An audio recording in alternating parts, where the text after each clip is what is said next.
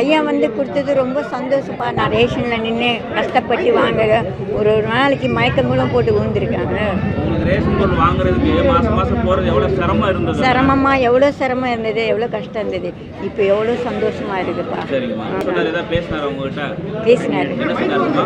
தனியாக உங்களுக்கு என்ன கஷ்டமாக இருக்குவேன், எனக்கு நீங்கள் வந்து கொடுத்ததுலேருந்து ரொம்ப சந்தோஷம் அப்படின்னு சொன்னேன். ரேஷன் அரிசிலாம் நான் வாங்க போய் நின்றேன். இப்போ இங்கே வந்து கொடுக்கறது ரொம்ப சந்தோஷம்.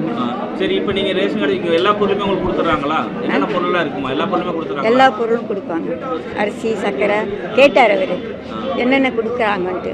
அரிசி சர்க்கரை பாமாயில் கொடுக்குறாங்க அப்படின்னு. சரி. அதே மாதிரி முதியோர் காசு வாங்குறீங்களான்னாரு.